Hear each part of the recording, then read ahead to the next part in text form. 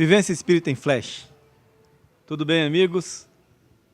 Vamos aqui agora nós conversarmos um pouco com o nosso amigo Alamar Regis, que é um grande comunicador da doutrina espírita, é um divulgador, é uma das pessoas bem conhecidas em todo o Brasil, aqui do Hotel Vale dos Sonhos, um hotel e eventos também. E o Alamar está fazendo um seminário conosco e aproveitamos para conversar um pouco com ele, falando sobre espiritismo com espíritos. Tudo bem, Alamar? Jorge, se falar sobre espiritismo já é bom. Imagina aqui do Vale dos Sonhos, nessa linda Guararema, que beleza que é falar sobre esse assunto. E falar sobre espiritismo com espíritos é coisa que eu gosto, porque a coerência diz que o espiritismo tem que ser com os espíritos. Caso contrário, é outra coisa, mas não é espiritismo. Alamar, nós escutamos, ouvimos já você falar muito, nesse assunto. Muito, mas em relação às pessoas que já o conhecem, de saber essa batalha que você tem sempre em dizer, em falar sobre Allan Kardec e espiritismo com espíritos. Que comparação você está fazendo atualmente para poder você usar esse argumento? Os centros espíritas não estão tendo espiritismo com espíritos para você afirmar isso? Com exceções, alguns estão tendo, poucos. Infelizmente, lamentavelmente, muitos espíritas entenderam que relacionamento com os espíritos é fenômeno. Fenômeno. Mas como é que pode um espírita achar que é fenômeno se relacionar com o espírito? Se o espírito está vivo como todos nós, se nós podemos conversar com ele, interagir, ele pode influenciar na nossa vida muito mais do que a gente pode imaginar. E como é que a gente pode achar que isso é fenômeno? Não é fenômeno, não. É algo extremamente natural, como natural. Estamos nós dois conversando aqui, um olhando para o outro, e eu escutando as suas perguntas naturalmente, você perguntando o que quiser, eu respondendo também como eu quiser, da maneira que eu achar mais interessante. Então, quando se tem uma boa convicção espírita do que realmente é o espiritismo, como vivem os espíritos, nós vamos ver que de fenômeno não tem coisa nenhuma. É tudo absolutamente natural. Infelizmente, a maioria dos centros não está fazendo assim.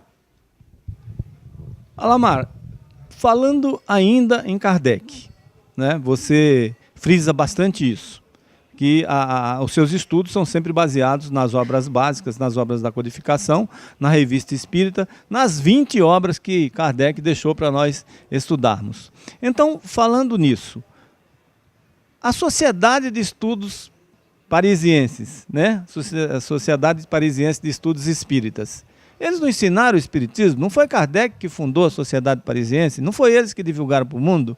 Por que a gente está fazendo as coisas diferentes, então?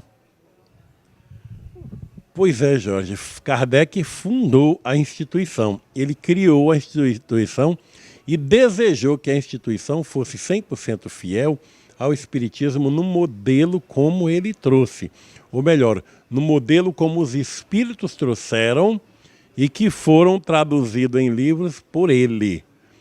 Infelizmente, nem todos aqueles que nós convidamos para ser nossos amigos, para ser nossos funcionários de uma empresa, por exemplo, comungam do nosso pensamento ou se acham no compromisso de serem fiéis àquilo que nós queremos. Foi o que aconteceu. Na Sociedade Parisiense de Estudos Espíritas, muita gente entendeu Kardec.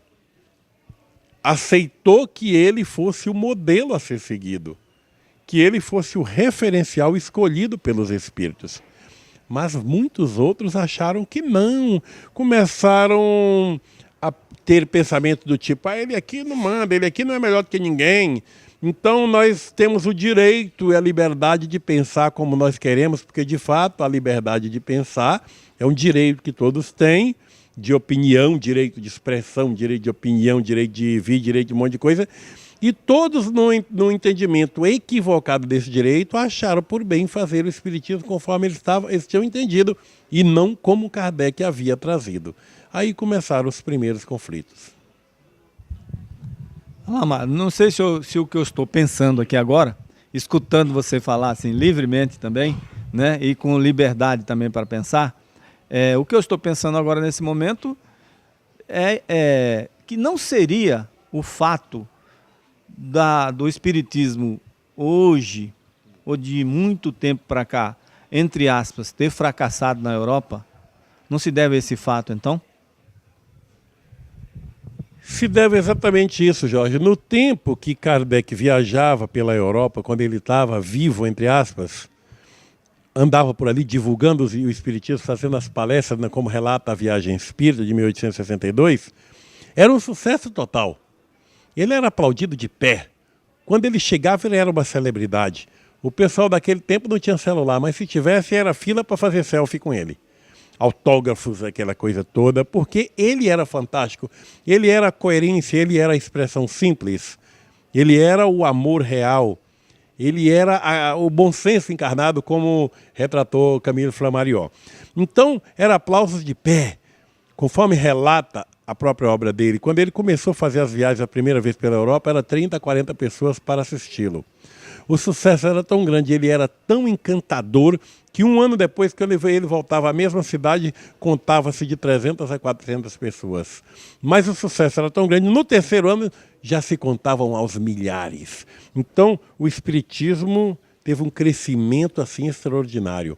A continuar naquele modelo, hoje estaria proliferado na Europa, hoje seria a grande realidade. Ocorre que, infelizmente, muitos dos seus parceiros fizeram ao contrário e reprovaram aquilo que ele estava fazendo. Ao achar que ele queria aparecer, que ele queria vender livro, ele vendia muitos livros mesmo, detalhe, livros impressos com dinheiro do bolso dele. Então começou um monte de conversa de que ele estava ficando rico, que ele estava querendo tirar proveito, se autopromover, aquela coisa toda, e pronto, aí foi o conflito todo. E ele era fascinado pela divulgação. O que ele gostava é da divulgação. Se naquele tempo tivesse televisão, Kardec faria televisão. Se naquele tempo tivesse rádio, Kardec teria um programa de rádio. Mas o veículo de divulgação que tinha era apenas jornal e revista. O que ele fez? Optou por fazer uma revista. Mas não se limitou a fazer uma revistinha somente para Paris. Ele tinha assinantes no mundo inteiro. Imagina ter assinante no mês inteiro, no mundo inteiro, todo mês ter que mandar uma revista. E ele mandava para o correio. Ele e a Amélie Boudet ficavam escrevendo na caneta os endereços em cada envelope. Imagina a quantidade de gente, que ele tinha milhares de assinantes. Era uma coisa impressionante. E todo mês tendo que botar no correio, mandado de navio para o mundo inteiro. Então, a fascinação dele era aquela revista. Então, a discordância com o estilo dele foi tão grande que depois que ele desencarnou, a primeira coisa que fizeram foi acabar com a revista. Acabaram com a revista. Como é que pode acabar com a obra daquela? Era a menina dos olhos do homem, poxa. Era a divulgação que chegava no mundo inteiro. Então, aqueles que entenderam o Espiritismo sob o modelo Kardec, sobre o referencial Kardec, quando viram que ele havia morrido e que entre aspas, seus seguidores não seguiram exatamente como ele quis e sim fizeram o igrejamento espírita, abandonaram. As casas que ele havia conseguido abrir em vários lugares da França e da Europa fecharam e o espiritismo na Europa é o que é hoje. Alamar, falamos da Europa. E no Brasil, Alamar? Esse espiritismo divulgado por Kardec chegou no Brasil? Quem foi, por exemplo, que a maioria de nós espíritas desconhecemos? Quem foi as pessoas ou quem foi o nosso confrade que trouxe essa informação para nós aqui no Brasil? Esse espiritismo que Kardec ensinava. E por que hoje nós somos tão diferentes? Por que hoje nós somos tão igrejeiros como você está falando?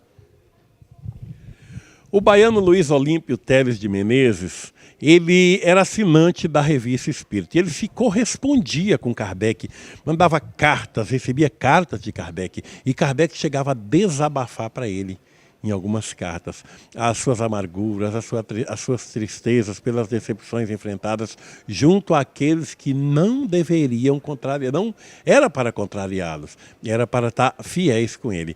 E Luiz Olímpio de Menezes, por dialogar com ele, por ler a Revista Espírita, por acompanhar, conforme o próprio Kardec anunciou e sugeriu.